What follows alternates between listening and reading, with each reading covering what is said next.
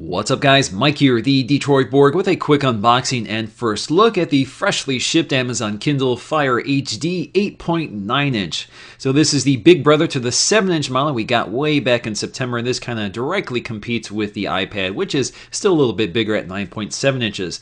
Now the design and features are mostly carried over from the 7-inch, but we do get a larger display and a bumped up processor. So we go from a 1.2 to a 1.5 gigahertz dual core OMAP processor. Now this is available in two sizes, 16 and 32 gig, for $299 or $369, but that's with special offers. You'll need to pay an extra $15 to avoid ads on your lock screen. You can also grab a 4G LTE version in 32 or 64 gig capacities, which start you off at $499 or $599. So fully loaded, you can pick one of these up for a hefty $614. Now, if you're debating capacity, just remember this does not have a SD card reader, so the capacity inside is all you get. Now, like all Amazon Kindles, they ship in frustration-free packaging, so it's a simple matter of just pulling the tab and you're in. Now, on the top of the lid, you'll find a small piece of literature explaining the basics, but the Kindle does come loaded with a full manual for much more info. Now, the plastic-wrapped Kindle Fire is the only accessory, a micro USB charging cable. So it doesn't come with a USB wall adapter, but you could use your Mac or PC to charge your Fire, and you can purchase one for $10 from Amazon. So with the plastic removed, we can take a close look around. On the back, we'll find a soft touch plastic material, which is nice for gripability, but it does show fingerprints and kind of holds on to them, so they're kind of hard to get off once they get on there. Also on the back is a distinctive plastic strip, which kind of frames the hallmark feature of the Kindle Fire, which are these sets of stereo speakers on either side, which makes the Kindle Fire sound pretty good relative to most tablets, which usually sport only a mono speaker. Now on the right hand side, we'll find a headphone jack and the only buttons on the entire tablet, the volume controls and the power sleep button. Like the 7-inch model, these are very flush fitting and kind of difficult to feel for. Now on the bottom, we'll find two very similar looking ports, one a micro USB port and the other a micro HDMI port for outputting video to an HD TV. Between them is the only microphone. Now on the front, you'll find the only camera on the tablet, a front-facing camera which is capable of recording video at 720p. So this is good for things like Skype or other teleconferencing apps. Now Amazon makes setting up the Kindle very easy. So if you ordered this on Amazon.com, it will already be registered to your Amazon account.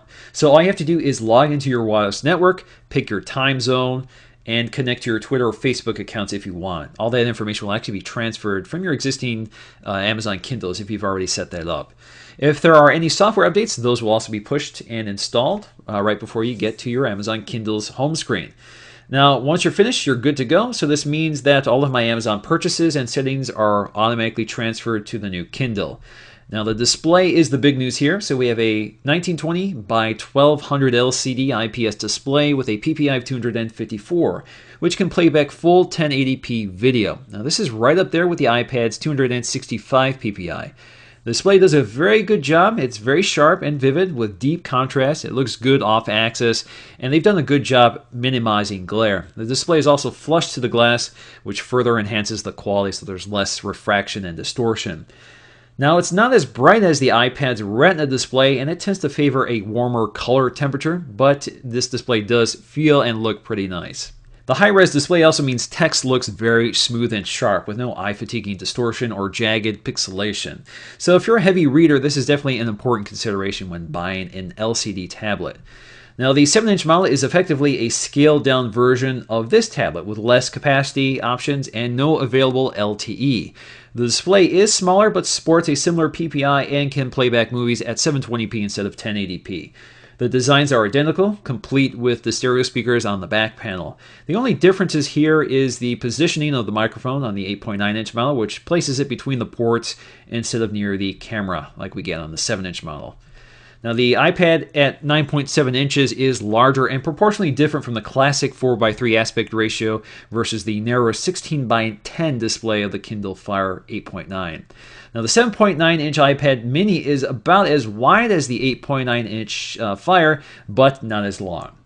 Now, I've already covered the software in exhausting detail on my Kindle Fire HD 7-inch video, which I'll post in the description and in an annotation at the end of this video. But in short, Amazon is utilizing Android 4.0 under its own skin. We have a home screen with a carousel view of recently opened apps, books, magazines, web pages, and etc. At the top of the display is a list of content categories, such as games, apps, books, music, videos, newsstand, audiobooks, web, photos, and docs. Now, if you click on any one of those, you can explore the content stored locally or on Amazon. So Amazon kind of stores it for you, so you don't have to carry everything with you. You can also jump to the Amazon store to purchase more content. And if you're an Amazon Prime member, you have access to a lot of free content through Amazon, including books, movies, and TV shows. Now, in the lower corner, you also have a favorites menu, which lets you pin items to it so you can quickly access some of your favorite apps from the home screen. We also have a full web browser with tab browsing and bookmarking. That works pretty good. Swiping down from the top of the screen gives you quick access to settings such as screen rotation lock, volume controls, brightness, and more. And all of this works in portrait or landscape view. Now, I will say that the 8.9-inch Fire does seem to perform quicker and smoother than the 7-inch tablet, probably thanks to the bumped-up processor, but I still see some performance issues within some apps, such as when I'm scrolling through a magazine. We still exhibit some of that lagging. Overall, the 8.9-inch version of this tablet has some nice hardware, thanks to that high-quality display and the superb speakers, but it's still a tablet best suited for consumption of Amazon content. The app selection is limited, and the Fire doesn't have features like Siri or Google Now or voice dictation, among many other things now available in Android and iOS. So that's going to do for me in this video, guys. Thanks for watching, and I'll see you again in the next